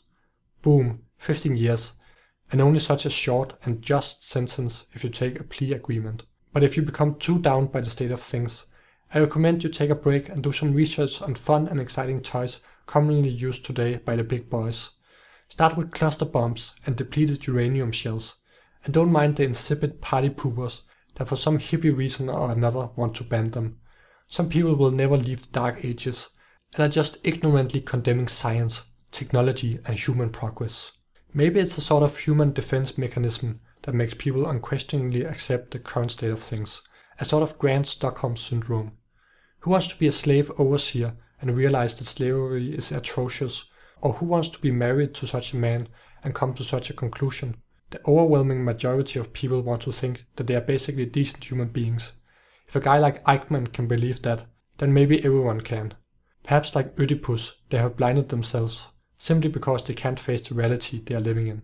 The mass of humanity is not inherently stupid, or vicious, or bestial, or any other thing that writers and intellectuals have claimed them to be, condemning human nature. Yet go yourself to any place teeming with humans, and you may be tempted to reach the same conclusion.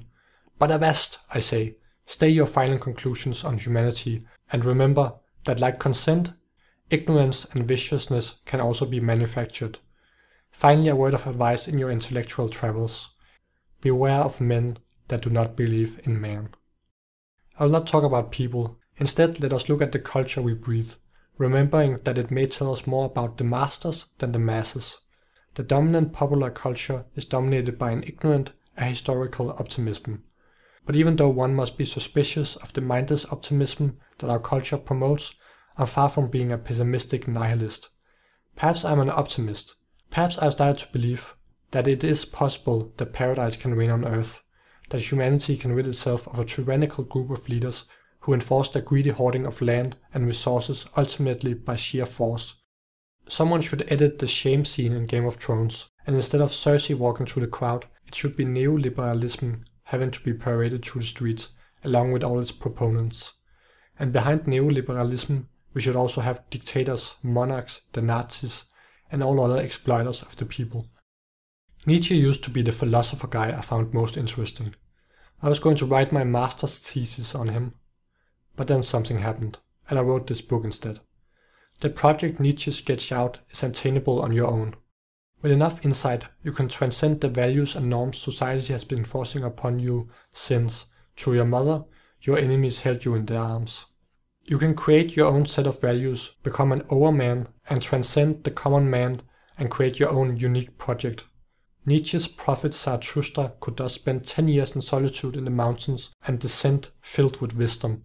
When the crowd is naturally not able to understand this madman, who has separated himself from humanity for so long, Zarathustra can readily abandon the mass of humanity.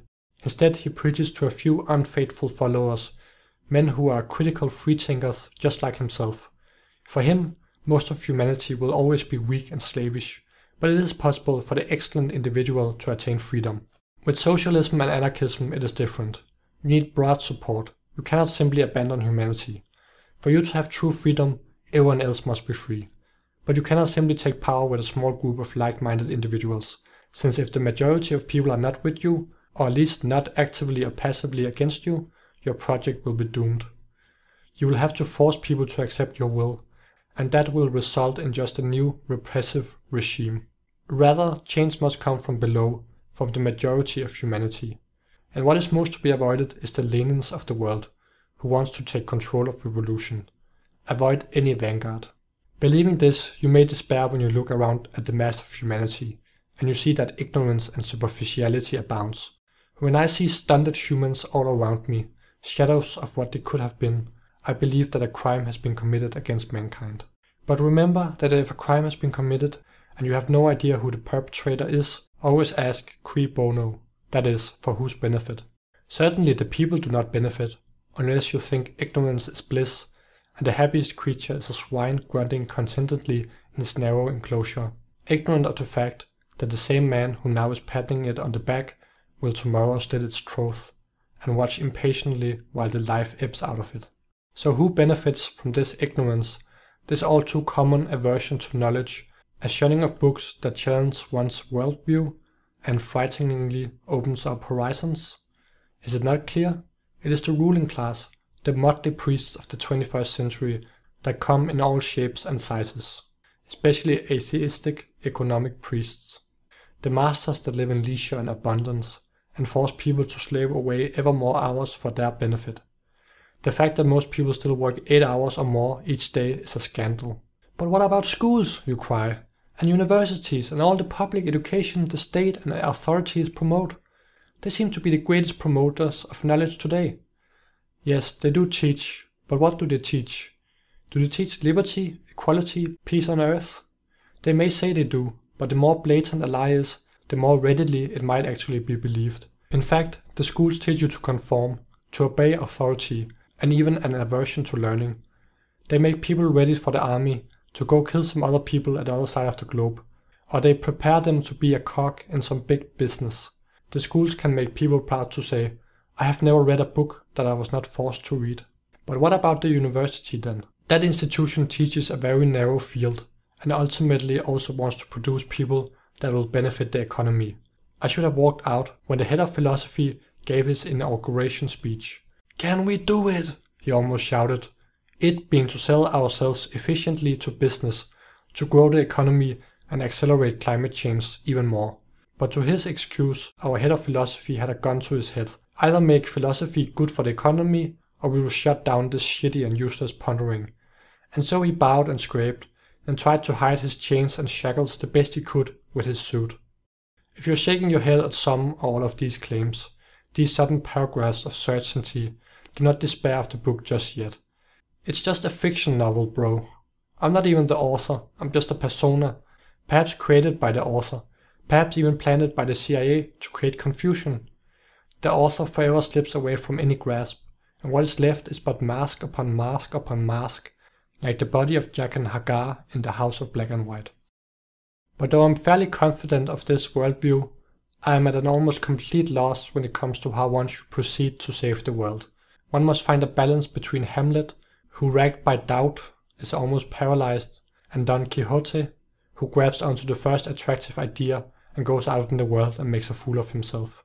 Woe to the one who ends up repeating the Paris Commune or the catastrophe of the outcome of the Russian Revolution. So what is to be done? For me now the answer is read, read and read. And write a little, I suppose.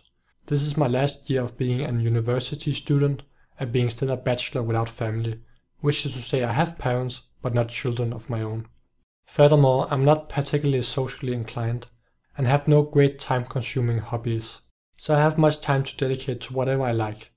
In good times this means I can devour books in a matter of a few days, and I mean almost literally devour, since I actually rip the pages out of the books for ease of reading when lying in bed. In less productive times I play Dota all day and beat the monkey in between games. But there's hope. I have had 2 months off the game.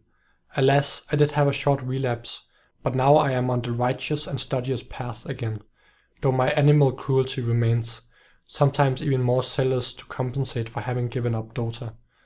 But one is only human, and what is a man to do against the infinite amount of beautiful goddesses on the internet, engaging in all sorts of lewd acts? Montaigne narrates how he had an old stud horse sent out on the field to his mares. It took its fill of the female horses, but soon grew tired of them, having had his way presumably several times and becoming satiated and accustomed to them. Yet what a change when a new mare would appear. What wild frenzy we are told seized the horse then. In a way, the internet is an endless, inexhaustible oasis of pictures of willing females that we can spill our seed at. If it was real life, evolution would crown us kings of the propagation of the species, having known so many women. Millions of years have conspired in making us willing victims of the arsenal of temptations known as internet porn.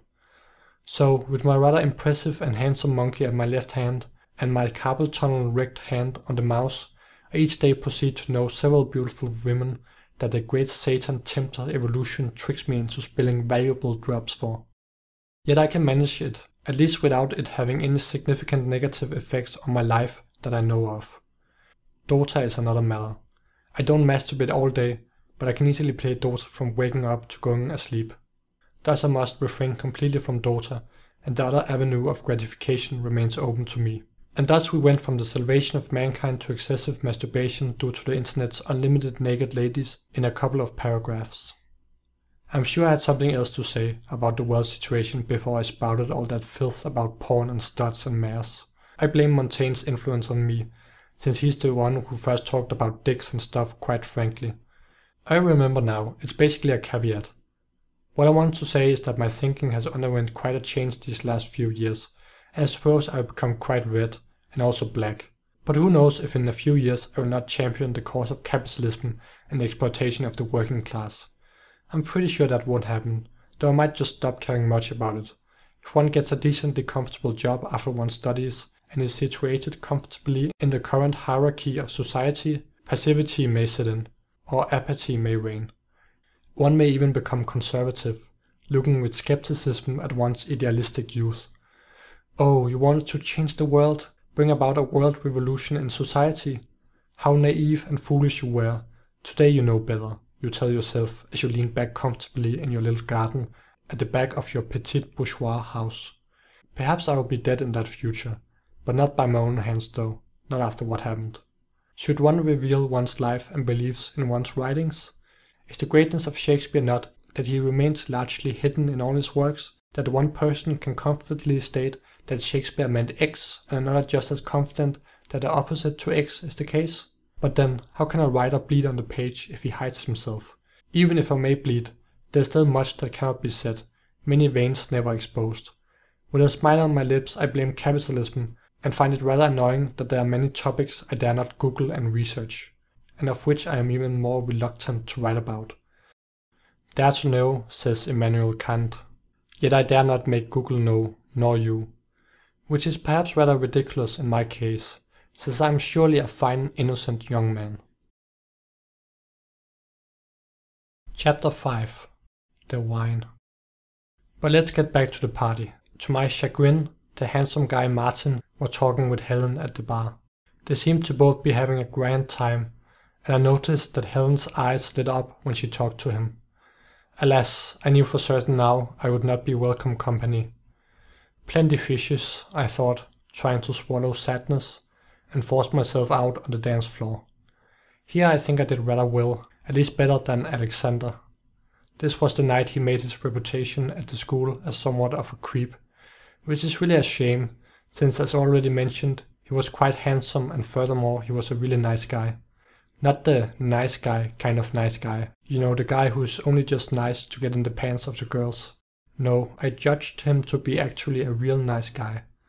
Perhaps I could have saved Alexander's reputation that night, instead of leaving him alone on the dance floor when it became obvious to everyone except himself that he was breaking an unspoken social convention by staring at a girl's tits. Yet I did nothing, I was passive. I often dreamed of being a hero that slew the monsters threatening my classmates. Yet in real life, whenever a situation came up where I could have become a personal hero for someone, I was always passive. Most of the times I didn't even consider intervening, and it's only in hindsight that I see how a simple action could improve the life of someone else tremendously. Oh well, I think Alexander had a decent time at the school apart from that, but he never got a girlfriend, or got laid, and I think I could have helped him with that. He also became, at Marcus's instigation, a laughingstock for the triumvirate, and thus his esteem among all the boys was consequently very low. I wasn't especially popular when it came to the other boys apart from the triumvirate, but I wasn't unpopular either. It could have been much worse, and many of them might have seen me as a kind of weird guy if it hadn't been for one fellow nerd and meme master who saved me. A couple of days ago, I had just sat down at a table only consisting of boys, and had barely begun my lunch, when another guy showed up and claimed that I had taken his chair.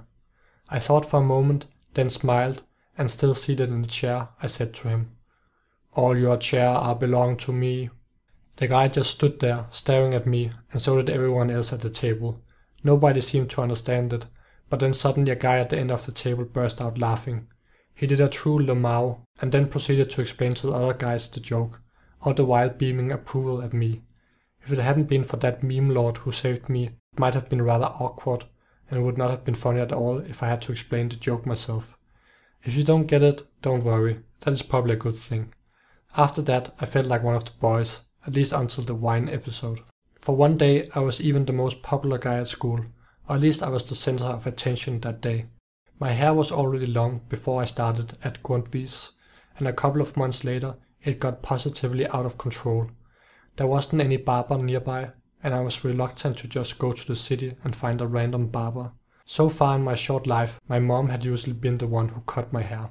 But she was also far away, and besides, I thought I was getting too old for her to do it. I could probably have asked one of the girls if they wanted to cut my hair, but I was too shy. I'm sure many would have readily assented and not disliked the job at all. Yet even the girls I had talked a bit with, I still didn't dare ask. I considered asking my roommate Marcus if he knew how to cut hair, but I suspected that if he didn't know, he would still claim to be able to. And I thought it was quite likely that he had never given anyone a haircut before. So one day, after having just woken up and having the wildest morning hair, I was standing before the mirror and just thought, fuck it. I had not been bald before, except when I was a baby, and thus couldn't recall how that was like. So I thought I would try it out.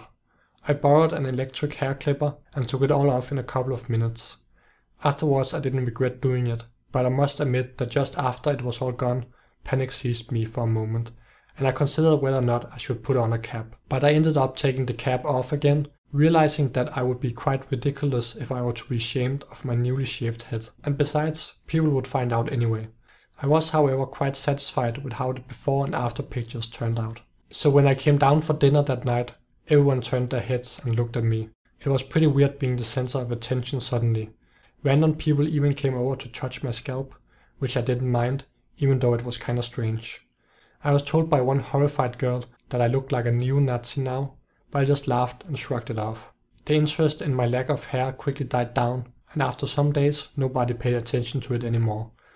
But I won't shave up all my nice hair again, unless I start losing it naturally.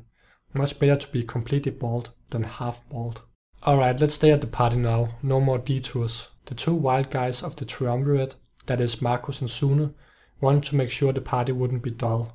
So they had bought a large 3-liter wine in a cardboard box, which had a little tap that Marcus was in charge of. He held it over his head with one hand, and opening the tap with the other, he gulped down the red waterfall, spilling quite a lot around him. After Sune had also received from Marcus's generous hand, the officers were next in line. With officers I mean those boys who had accepted the triumvirate and had found subordinate positions in that hierarchy, often hanging out with the triumvirate, but with decisions and speaking time being dominated by the tree. Then Marcus magnanimously gave it to the rest of the boys on the dance floor, and to a few girls who didn't mind getting stained. Alexander was also allowed to drink from this precious fountain, and the people cheered as Marcus held the tap open for him high over his head. Afterwards Alexander was all smiles, grateful for having been included in this bonding ritual. However, when Marcus walked over to me and motioned for me to bend down a little, so I could better receive the wine from his hand, I refused. Why did I refuse him? It wasn't really because I didn't like red wine, though I didn't like red wine. Nor was it because I was afraid of getting wine on my clothes or anything like that. It was because I saw it as a sort of symbolic establishment of the hierarchy, the wine being the cement to solidify the current social structure. And since I would have been among the last to receive the wine, I would have been accepting my role at the bottom of the hierarchy.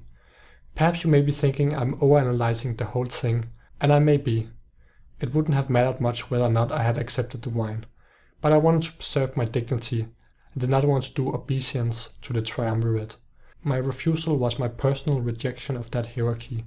Perhaps Marcus sensed that, for when I at first refused, he persisted and almost forced me to receive the wine from his hands. "No, thanks, man, I'm good," I told him. "Come on, man, don't be so stuck up. Live a little. Everyone else has tasted of the wine, so why not you?" Marcus replied, having obviously gotten too much himself already. "Come on, Lazarus, come on." "Not everyone has, only some drunk people on the dance floor, and I don't intend to be one of those," I said. And then I devised a plan to try to break up Martin and Helen, who seemed to be about to kiss soon, so close were they sitting to each other. "Martin hasn't tasted of it yet, and he really likes red wine, I have heard. Why don't you go over to him and offer him some instead?" Marcus glanced over to where they were sitting. He at first hesitated and said something vague, but when I innocently said that, "I thought you two were friends," he reeled himself over there. "Martin, have some wine," Marcus blurted out, interrupting their conversation. Martin frowned at the interruption, but then collected himself and smiled. "Sure, I think we both would like a glass," and saying so, he reached over the bar and pulled out 2 empty plastic cups. "I usually prefer serving them in something better," he said to Helen, "but I hope this will do." "No!" shouted Marcus, and shoved the plastic cups away, which fell unharmed to the floor. He lifted the wine aloft and exclaimed, "We drink like this! Open your mouth!" Martin refused, and kept his mouth closed and his face turned away from the wine overhead. Marcus, who now had been refused twice, was adamant that Martin, his good friend as he explained, should drink like this. How it would have ended without Suna's intervention, I'm not sure. Probably with Marcus opening the tap over Martin's head, even though he wasn't ready or willing to drink. But Suna came between the two, and directed Marcus to Alexander, who was more than willing to receive from Marcus's hands again. And so, being unable to prevent the union, Martin and Helen fucked that night, though they did not become a couple.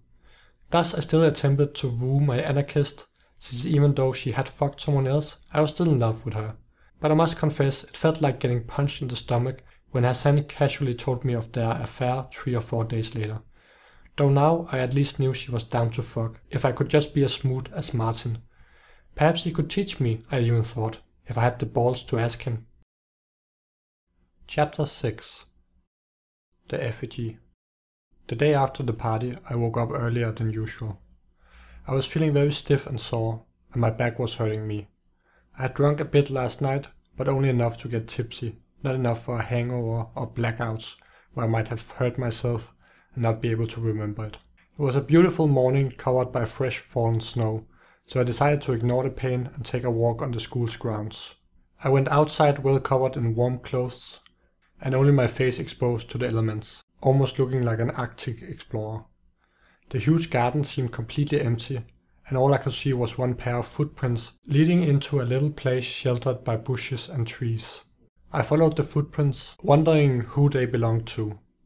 I dared not even hope that they belonged to her. But oh, my fellow bipedal creatures, how my heart beat when I discovered that Helen had wandered from Troy.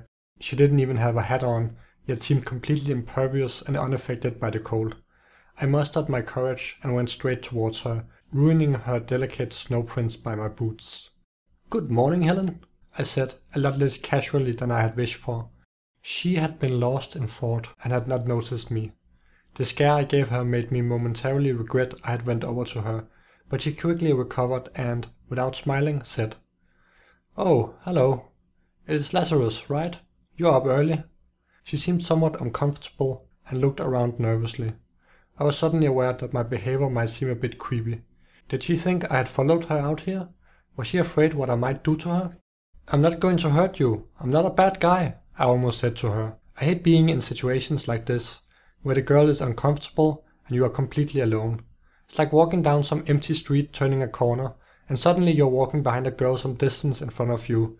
If you're going the same way, you'll start to suspect all kind of things, and that situation quickly becomes intolerable. Either you stay the same distance behind her, and it seems like you're stalking her, or you try to walk faster so you can overtake her, and she might think you are trying to get at her. I never met a girl who walks faster than me. What I usually do in such a situation is simply to go off the path at the first possible opportunity, even though it might be a large detour.